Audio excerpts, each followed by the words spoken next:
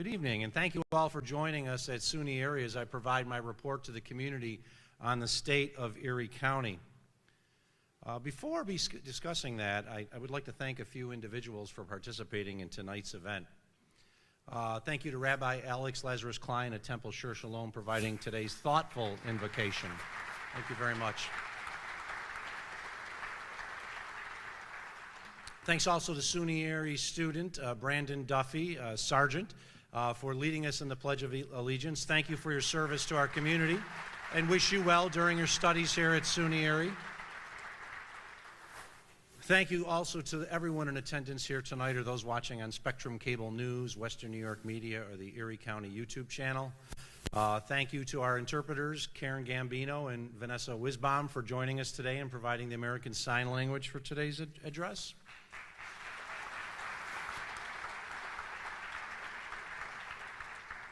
And finally, thank you to SUNY Erie President Dr. Adiam Sagai for your gracious introduction, knowing that I am a fan of FDR, and your work in turning our community college around.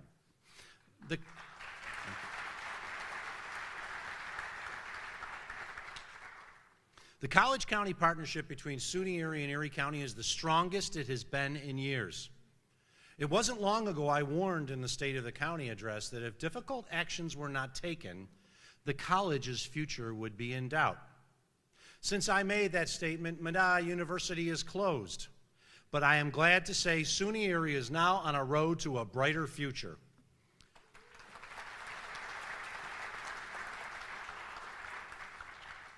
For example, previously, SUNY Erie was not just one college located at 3 campuses, but was treated as if it were 3 separate colleges, each campus a separate institution unto itself. I bet you didn't know that.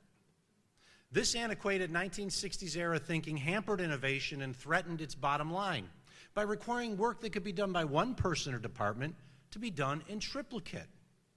I am proud to say that because of the hard work of Dr. Sagai, the Board of Trustees, the members of the Faculty Federation and Administrators Union, as well as the students, SUNY Erie is now treated by the state and internally as one college with multiple locations. This truly is huge.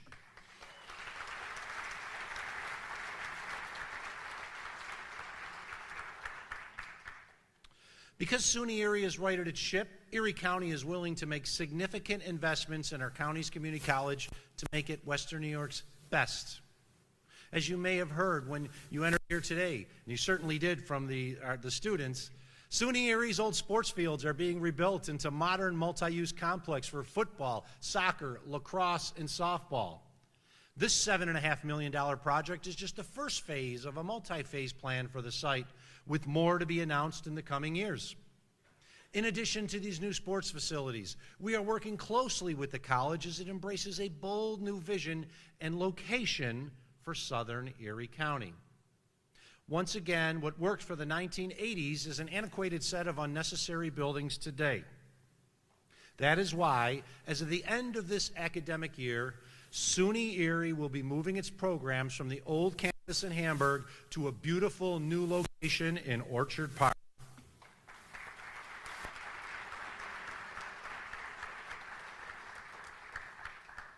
New classrooms, labs, offices, and study spaces designed for the modern educational experience will greet our students this fall.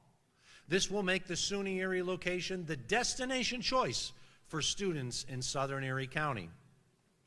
I'm sure you're all wondering what will happen to the old location. We intend to sell the land to the highest bidder and invest the proceeds back into the college to continue building the new SUNY Erie.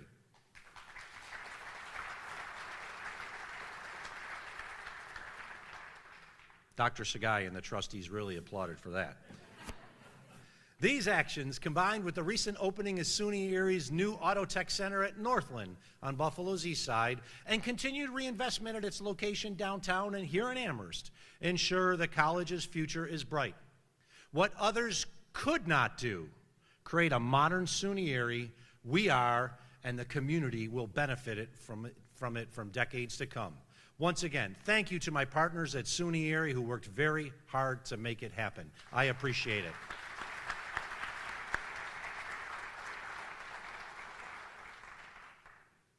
In recent State of the County addresses, I have outlined an agenda for making substantive changes to some longtime common practices in Erie County. Shaking up the status quo isn't always easy and often meets with resistance, as we found with SUNY Erie. But just saying that's the way things have been done isn't enough when things can be done more efficiently, more economically, and with better results for our community. Just because an issue is difficult doesn't mean it should be ignored or left for someone else to fix. In our constitutional government, everyone has certain guaranteed rights, including criminal defendants. Upholding these rights require competent counsel for each criminal defendant, no matter their ability to pay for a criminal defense attorney. Providing that representation is not cheap. Last year, my budget office estimated county taxpayers spent over $17 million, and these costs are increasing. At last year's State of the County, I challenged our legal community to examine how we provide these services. I formed a task force of some of the brightest practitioners in our community to examine our system of indigent defense, which has existed for generations but has never truly been evaluated.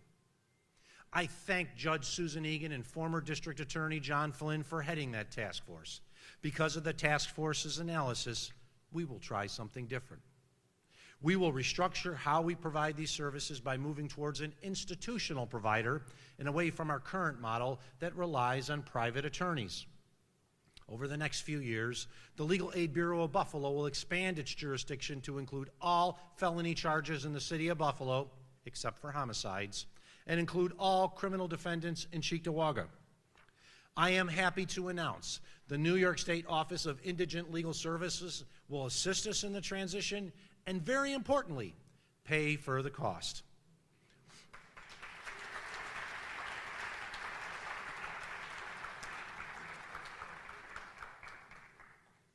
As this transition occurs, we will evaluate it and reevaluate it.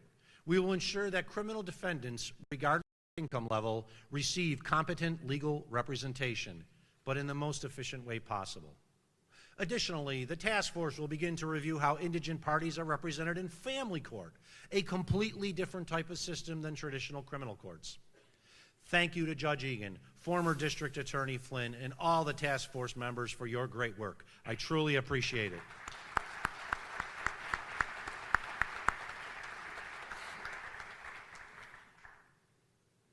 Now, sometimes things beyond your control hold up our ability to make substantive changes as you expected, but you still persevere onward. One such project has been the expansion of the Buffalo and Erie County Botanical Gardens, a facility owned by the people of Erie County. In 2019, you'll see the young guy on the screen, I joined then Gardens President David Swartz to announce the county would invest millions of dollars in a project to greatly expand the facility, primarily to increase event space, thereby making the not-for-profit organization that runs the gardens more economically independent. Yeah, I was younger. What we could not foresee was within the next year, the COVID pandemic would strike, and following the pandemic's end, prices for construction would greatly increase, so much so the original plans had to be scrapped. The project floundered until the gardens hired Mark Mortensen to get it back on schedule. Unfortunately, we were all shocked when Mark passed much too early, leaving a huge hole to and putting the project in jeopardy again. I'm proud to say the county has committed an additional $2 million to the project, increasing our financial commitment to $7 million to see it to the finish, and construction will start this year.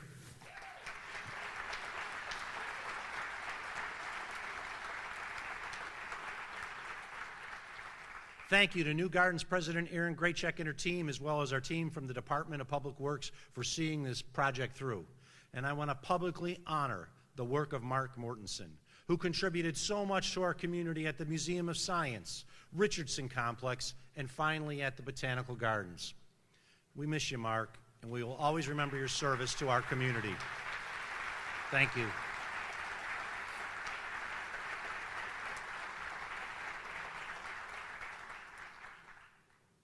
Very soon, construction will commence and the 125-year-old gardens will become new again, thereby honoring its wonderful historic past and ensuring a strong future for another century.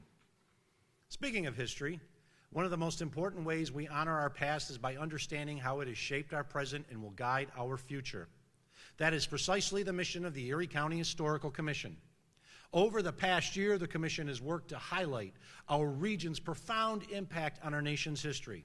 From presenting Constitution Day programming, commemorating the upcoming 200th anniversary of the Erie Canal, an engineering marvel that helped shape American commerce, to preparing for the 250th anniversary of our nation's founding. Additionally, the Commission is focused on increasing civics education in our schools. It is quite clear that many of our fellow citizens had little to no civics education because they lack a basic understanding of our system of government, both at the national and local levels. That is why the Erie County Historical Commission has partnered with the New York Public History Trust to bring Kids Voting USA back to New York State, beginning with Erie County.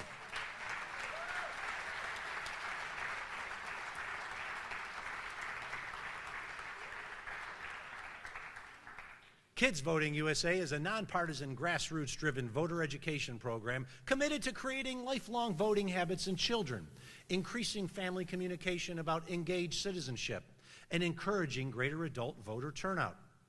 I am pleased to announce that this June primary election will feature a designated kids voting location for early voting at the Theodore Roosevelt inaugural site, and we look to expand it afterwards.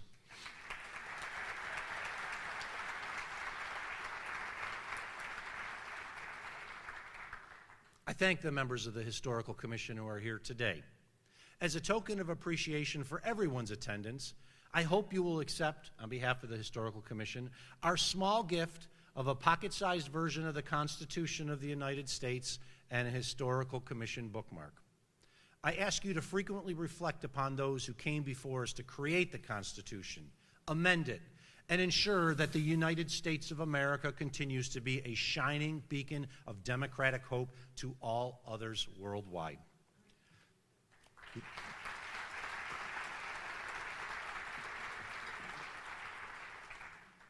Now, I'll return to this theme later in my address. But when it comes to children, we are not just helping them become more civic-minded, we are addressing their mental health needs. Our Erie Path mental health app is an unqualified success. More than 336,000 individual users of all ages across the region have accessed it since it was launched in 2023. We know many of those users are parents seeking information on the mental health resources available for their children. In the next few months, we will improve the app by offering distinct versions for Apple and Android devices and update it for better user interface. But that's not all we are doing to improve youth mental health. We will also expand on the very successful Erie County SMART Collaborative. SMART is a pre-K through 12th grade professional learning community organized by Erie One BOCES to prioritize student mental health and social emotional learning. It is comprised of Erie County school districts, educators, community agencies, and representatives from across the county, including county government. SMART serves as a vital link between valuable mental health resources and students. With more than 200 active members and nearly 500 participating online, we will engage more partners and assist more children this year. I thank Deputy County Executive Lisa Shamera, who is leading these efforts, and our educational community partners. The work of the SMART Collaborative is improving children's lives, which we can all be proud of. Thank you all.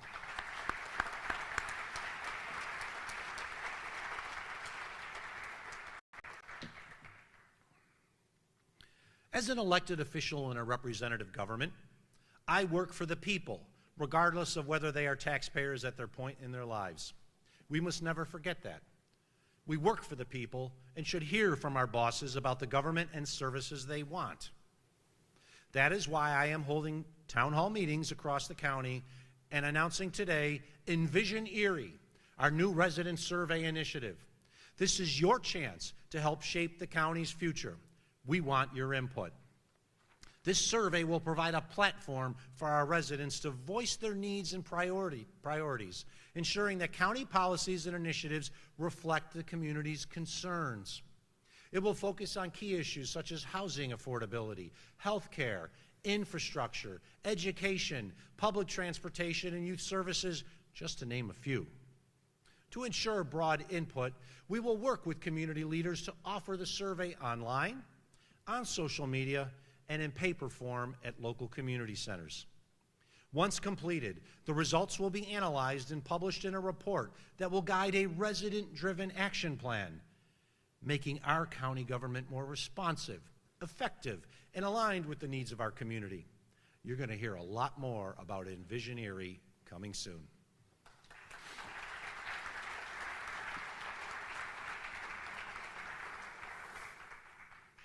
When we hear from our constituents, they often comment on the excellent condition of our incredible Erie County park system. We've invested tens of millions of dollars in our parks, and we have more news to report. As we recently announced, Erie County has agreed to take ownership of the site of the former Westwood Country Club, also known as Amherst Central Park, from the town of Amherst. The transfer will take place in 2 phases. Phase 1, this year. Transfer the park property from the town of Amherst to Erie County, except the southeastern corner, which is slated for recreational development. And after transfer of the other parts, Erie County Department of Parks will assume maintenance of the acreage and retain a contractor to restore 9 holes of the former golf course, including 7 of the original Willowdale golf course, the forerunner to Westwood, which just happens to be designed by Willie Park Jr., the 1887 and 1889 Open Championship winner and designer of famous courses worldwide. Bet you didn't know that.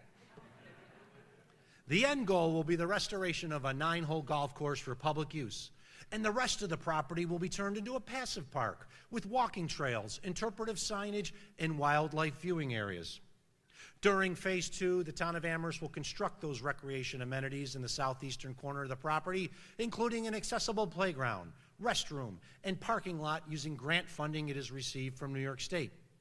Once that work is complete, all of the park will be transferred to Erie County, and we intend to rename it Willowdale Park in honor of its original name. Now I ask you to watch this video from our Parks Commissioner Troy Schinzel to learn more about the future Willowdale Park. Hello, I'm Troy Schinzel, Erie County's Commissioner of Parks, Recreation, and Forestry. In context, this parcel, 171 acres, is actually larger than Ellicott Creek Park, which of course is one of our 5 heritage parks. Very exciting project. While we, Erie County, is working on the golf course and fixing up major renovations to the pro shop, the town of Amherst will be working on building an accessible playground, a restroom facility, and an event space. But I will tell you, our focus will be on passive recreation, environmental education, and just amenities throughout the site. All in all, the entire 171 acres will become Erie County parkland, added to our 10,000 acres, and become a regional destination for all.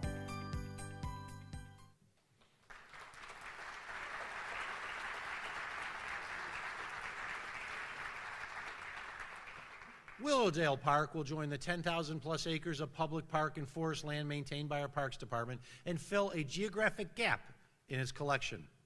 I thank Parks Commissioner Troy Schinzel and his team for making this a reality. I thank my partners in the legislature who've been very supportive of this since we announced it.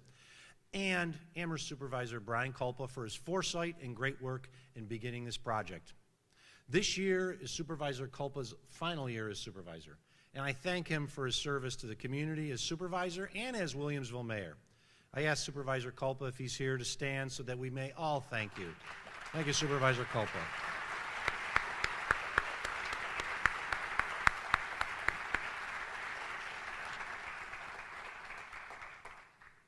As I have said in many addresses before, Erie County will address issues facing our community that the private sector will not, especially when protecting our residents' health.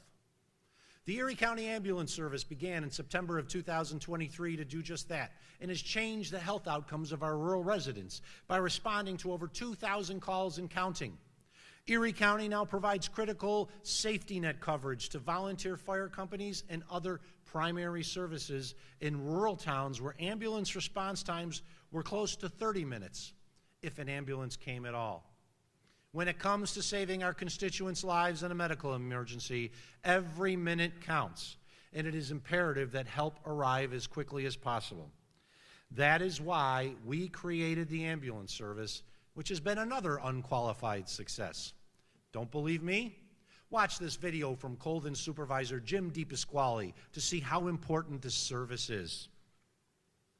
Hi, I'm Jim DePasquale, Supervisor of the Town of Colden. When Erie County launched its own ambulance service in 2023, it provided a safety net coverage to towns like ours. Towns that are struggling to keep the ambulance wait times down due to the lack of commercial providers available, while volunteer companies struggle to find recruits. I am happy to report that since launching in the town of Colden, Erie County Ambulance Services has dropped wait times from 25 minutes to 10 minutes, minutes that are critical for those who call for help, be it for themselves or a loved one experiencing a medical emergency. This service is saving lives, and I encourage other towns to consider partnership with Erie County as they expand their ambulance service. Thank you, Supervisor DePasquale. And thank you to all the other supervisors who called for it, and we made this a reality, and we've partnered together. So thank you all. Now, Erie County is not the only government to take it on this service, which is as essential as police and fire. The town of Tonawanda will be launching its own primary ambulance service this year. And I am happy to announce that Erie County will provide backup coverage to the town, just like we currently do in our southern rural towns. And thank you to all who made the ambulance service the success it is.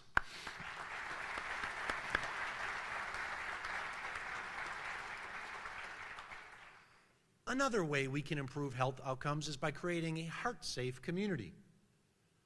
My 2024 State of the County put Erie County on a path to secure Citizen CPR Heart-Safe Community designation. We have since applied for it. We're looking forward to hearing the result. But I'm even more prouder of the work Erie County has completed with numerous community partners, such as the Buffalo Bills, Dr. Les Bisson of UBMD, the American Heart Association, the American Red Cross, and our own health department staff. They have trained more than 140,000 residents in CPR, distributed over 150 AEDs, and done so much more. While we are close to receiving the HeartSafe designation, with or without it, these actions alone will improve the chances of survival during a sudden cardiac event. To keep this momentum going, I have asked the legislature to designate $50,000 more to distribute more AEDs in communities without them.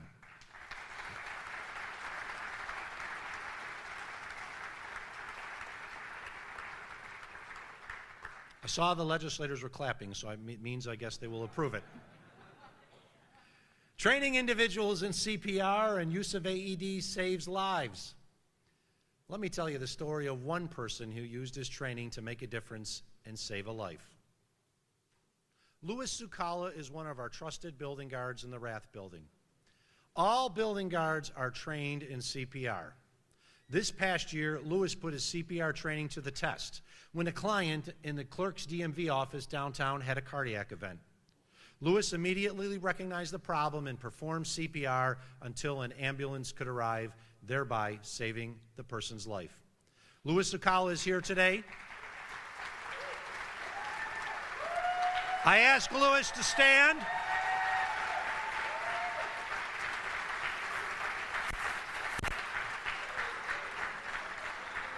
Louis, on behalf of the people of Erie County, thank you for what you did in saving our neighbor's life.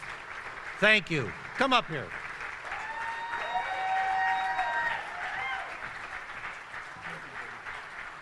Thank you, Louis. Good job. We all appreciate it.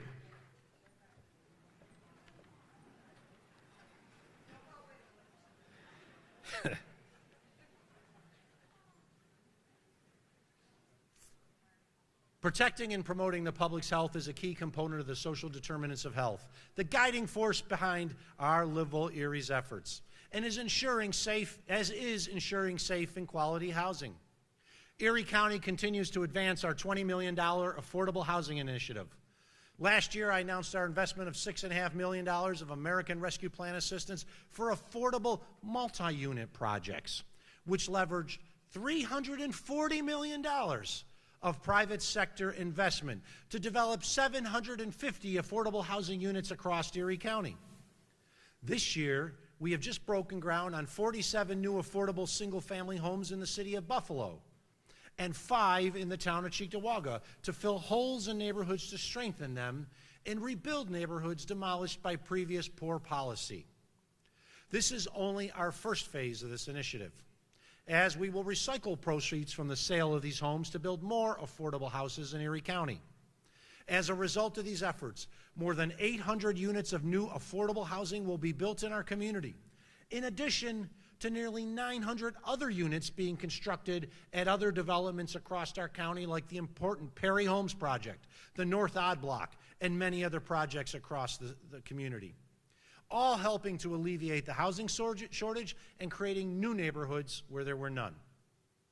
I want to thank our partners in this endeavor: Mayor Chris Scanlon of the City of Buffalo, Supervisor Brian Nowak of the town of Cheektowaga, Legislature Chair Tim Myers and the entire legislature, as well as the members of the Land Bank for their efforts to move this important initiative forward. Thank you all.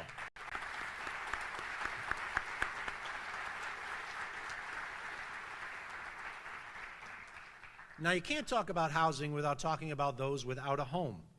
Every region of the United States is dealing with issues related to homelessness. On average, Erie County houses more than 400 people every night in either shelters or hotels. These are not immigrants. These are our own citizens, and we have a legal and moral responsibility to house them. It is very expensive to house our citizens in hotels and shelters. Last year, Erie County paid $11 million in total, 4.5 of which was our local share. Some of this occurs in summer when our Code Blue program shuts down as the temperature warms. That is why this year we are investing $700,000 of last year's surplus to keep our Code Blue shelter open 365 days a year. Thank you.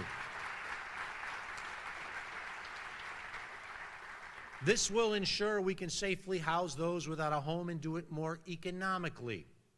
I thank our Commissioner Karen Rabicki and her Department of Social Services team for their work on this initiative, and our shelter partner Sylvia's House for their important work helping some of our most vulnerable citizens. Thank you all.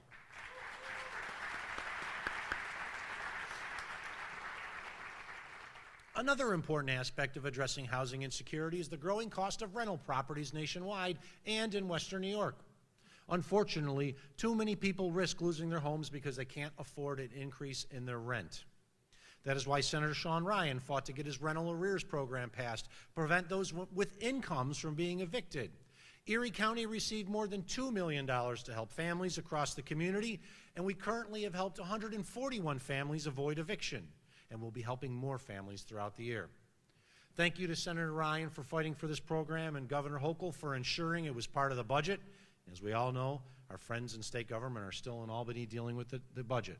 So I thank them all for the work in ensuring that this program prevents people from being evicted from their homes. Thank you.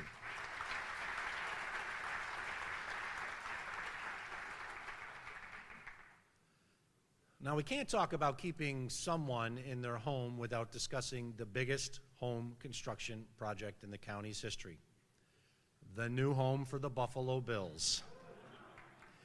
Construction continues rapidly at the corner of Abbott Road and Southwestern Boulevard in Orchard Park, and the number of materials and labor involved shows what a significant project this is for our community. More than 20,000 pieces of steel, 223,000 bolts, and thousands upon thousands of tons of concrete have already been installed. Now let's hear from our Commissioner of Public Works, Bill Gary, to explain more about this huge project. Hello, I'm Bill Gary, Commissioner of Public Works for Erie County. Come with me for a behind-the-scenes look at the future home of the Buffalo Bills. The main arteries, the heart and blood of the stadium is actually starting to be turned on. That's where on this stadium the buses, the team buses will come in, the referees, everybody will come into the stadium. And then this side here, this will be a big glass wall. This is the actual suite side where all the major suites are, and the Bills side, the home side will be on the west side here. Conference room space in there even. The Bills anticipate, doing over 1,000 events a year. And an event could be anything from 20 people up to a game day event. So it's really exciting time, the halfway point here, as the actual stadium becomes not just seeing it come out of the ground and look like a stadium, but it's starting to come alive too. Thank you, Commissioner Gary.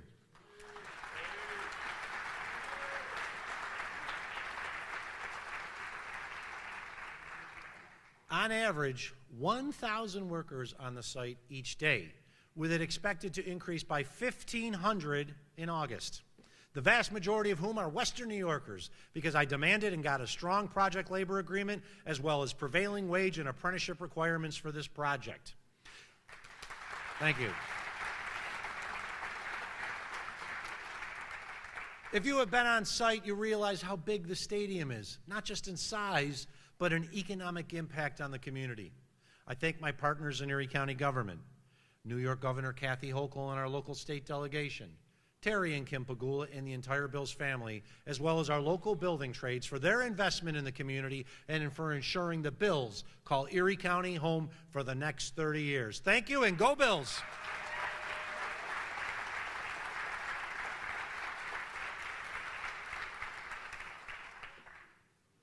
Now, my administration has always prioritized protecting Lake Erie.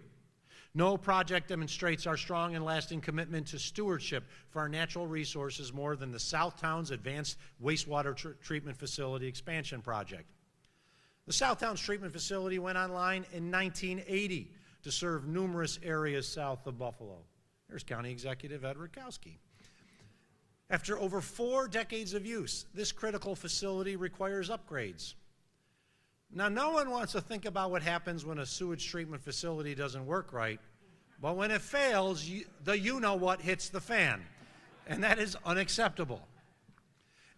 Expanding the Southtowns treatment facility is a generational project for our community. The first phase of construction was awarded in late 2023, and it's been ongoing for approximately 15 months. This $55 million investment transforms the site by installing a new effluent pumping station, a new chlorine contact tank, various hydraulic improvements, a new electrical substation, a new plant-wide generator, and so much more. It is expected that most of the first phase of construction will be completed by the end of the year. Design of phase 2 of the expansion project was completed in February and is presently undergoing regulatory review. With cost estimates for phase 2 above $125 million, enormous new facilities will be built. We aim to bid phase 2 of the Southtowns expansion project later this year, with construction expected to be completed in late 2029. That's how big that project is. Investing in the Southtowns treatment facility is incredibly important because it will enhance Lake Erie's protection, further safeguard public health, and offer key support for our local community and our economy's future needs. I thank Environment and Planning Commissioner Dan Castle and Deputy Commissioner Joe Fiegel for their leadership of this, and the Sewer District Board of Managers, as well as the legislature, for supporting this very important but expensive project. Thank you all.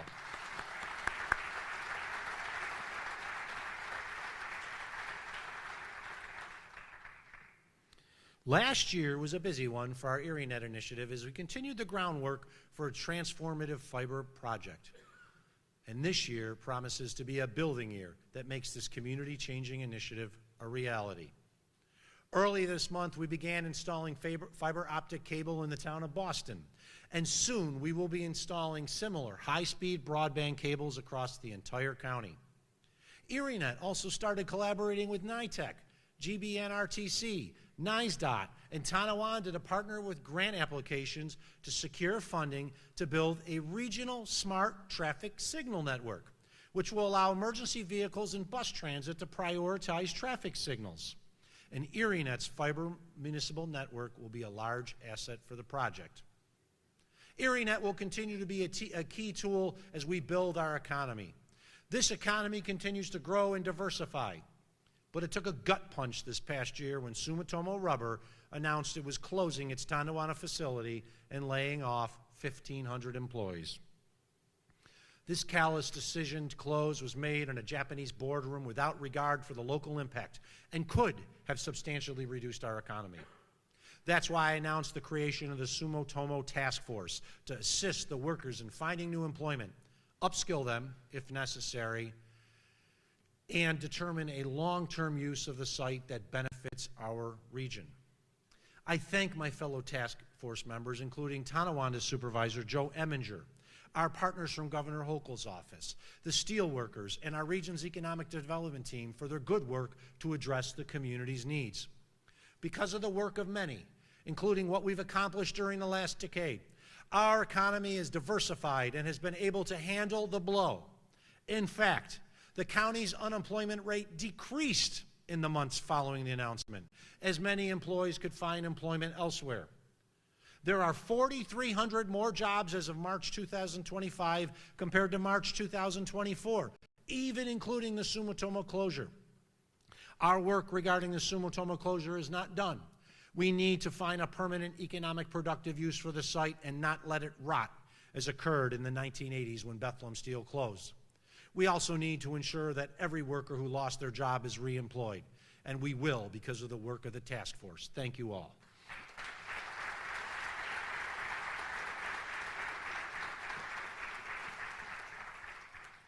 Speaking of the former Bethlehem Steel site, the county, through Industrial Land Development Corporation, recently awarded a contract to a New Jersey developer to begin the second phase of the Renaissance Commerce Parks development.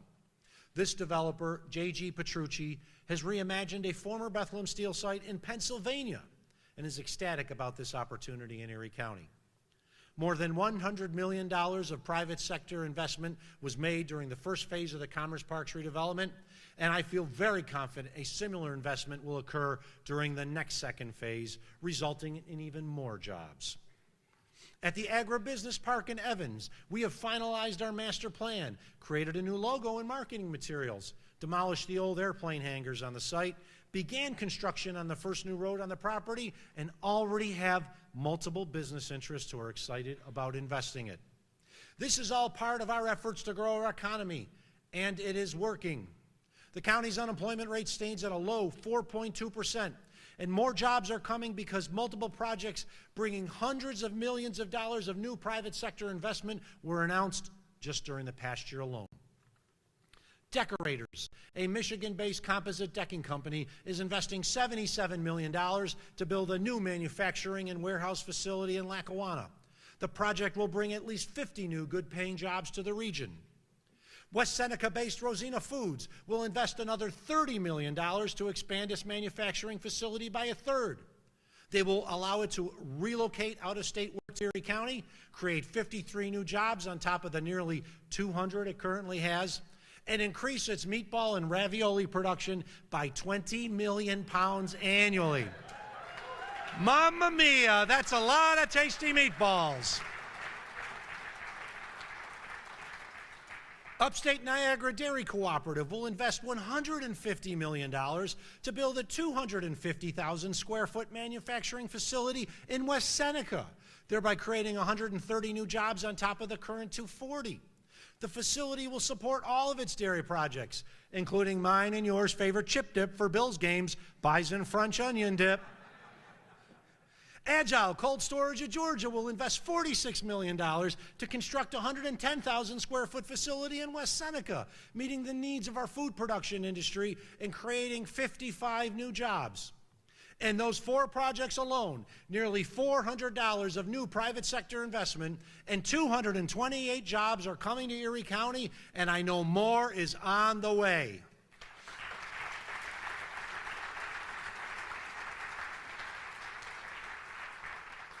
The state of Erie County is strong. We currently have the highest credit rating, AA, and the lowest tax rate we've had in modern history. Our unemployment is low, and companies are moving here to capitalize on our resources, especially our strong workforce and our abundant clean water supply. We have more work to do to ensure everyone can capitalize on the new Buffalo, but there is no doubt we have changed our community for the better. Thank you. Thank you. Unfortunately, one very dark cloud could set this all back.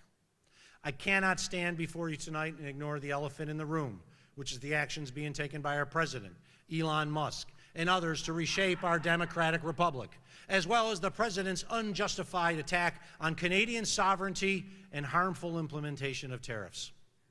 As we all know, we sit on an international border.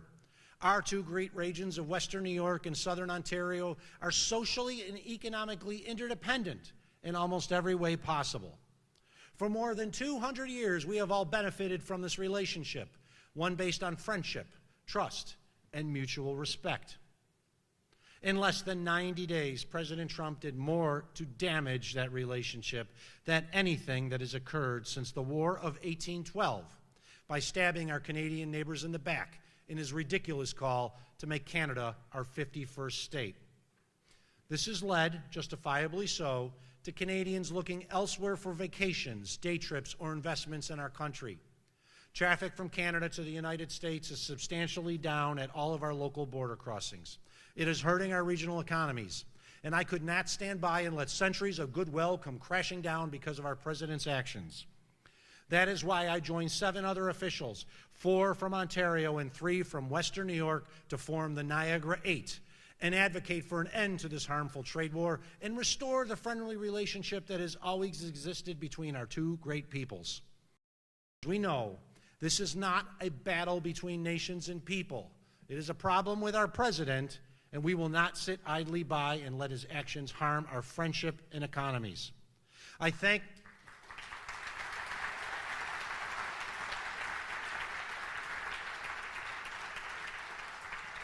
thank my fellow Niagara 8 members for their advocacy and their friendship. We are better and stronger when we are all united in our efforts. And I know some of them are here today. And I ask you to stand so we may all thank you. Niagara Region Chair Jim Bradley, Fort Erie Mayor Way Redekop, Niagara Falls, Ontario Mayor Jim Diodati, Niagara-on-the-Lake Mayor Gary Zalepa, Buffalo Mayor Chris Scanlon, Niagara County Chair Rebecca Widdish, and New York Mayor Robert Restaino. Thank you all.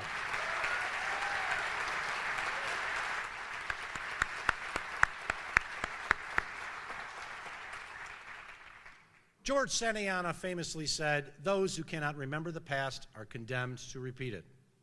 History is clear regarding tariffs and trade wars. No one wins at a trade war.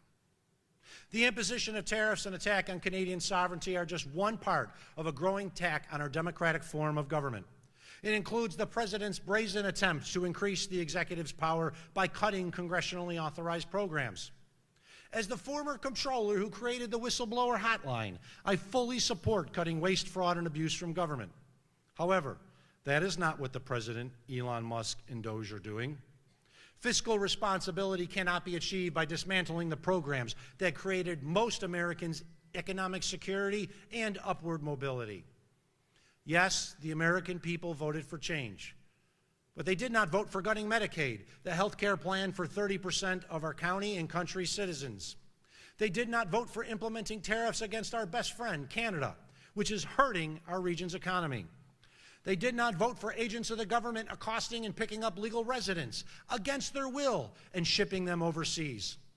They did not vote to dismantle the Department of Education and Head Start, both of which will hurt our children. They did not vote for attacks on science and cuts to cancer research centers like UB and Roswell Park, which will inevitably hurt us all. They did not vote for any of this just to pay for tax cuts for Elon Musk and billionaires.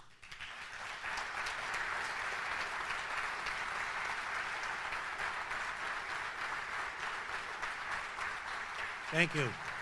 Thank you.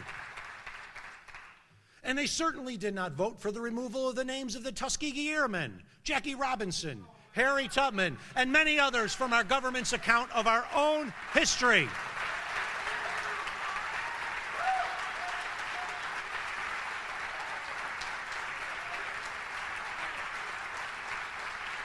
Thank you. Thank you.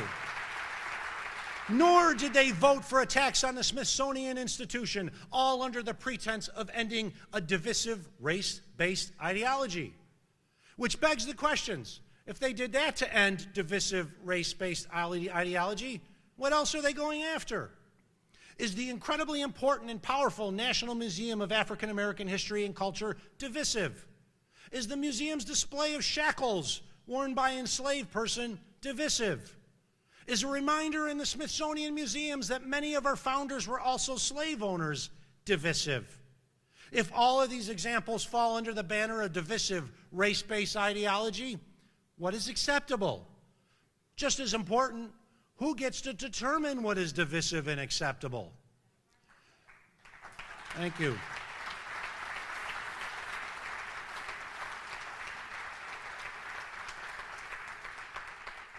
The museums of the Smithsonian Institution tell the story of America, including all the horrible parts of slavery, the Jim Crow system of racial segregation and discrimination, and modern-day racism, as we saw in our community in 2022. What is occurring is nothing more than a blatant attempt to rewrite history, to whitewash the past, to describe an America that has never existed. It is another example.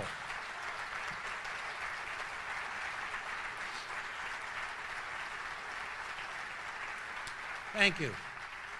It is just another example of actions taken in autocratic states, not in a democracy. In a constitutional republic, we can and should have differences of opinion and debate on the issues. Yet we should never try to destroy competing viewpoints just because we don't like them or accept them. As our late, great U.S. Senator Daniel Patrick Moynihan said, everyone is entitled to his own opinion, but not his own facts.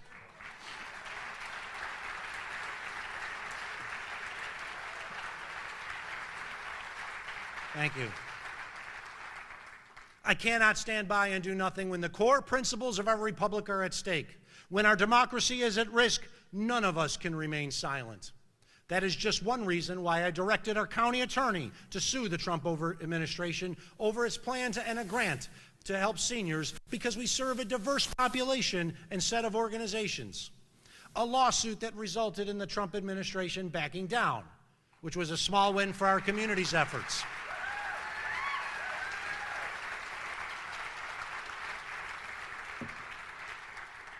A small win for our community's efforts to promote diversity, equity, and inclusion. I will never refrain from calling out undemocratic and un-American actions, and I will file additional suits if necessary to protect our way of life.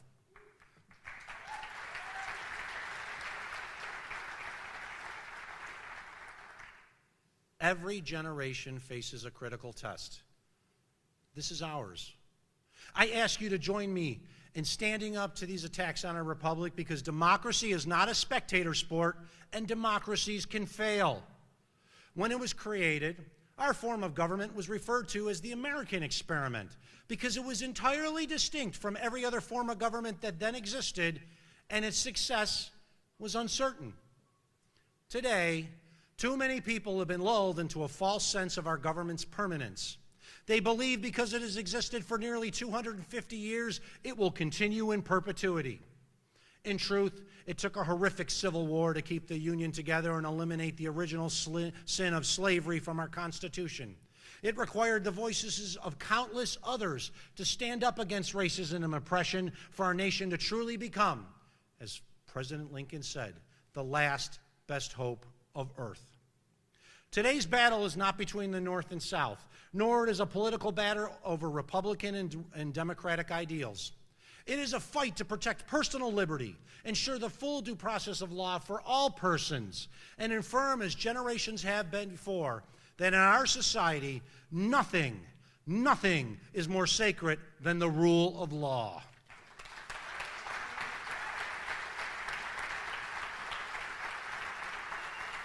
Thank you. In short, it is a fight between what is right and wrong. There is no guarantee our democracy will endure for another 250 years, or even during our lifetimes. History reminds us when we sit back and hope others will speak out against unjust actions taken towards minorities and marginalized people, eventually they will come for you, and there will be no one left to speak for you. The true rulers of our government, the people, must fight for the democratic ideals that have made America great since its founding. Only then will this grand experiment continue on its course to form a more perfect union for all. Please do not stand on the sidelines and hope things turn out well. Your fellow citizens in your country need you. Thank you all, and may God grant us the wisdom and the strength to do what is right. Thank you.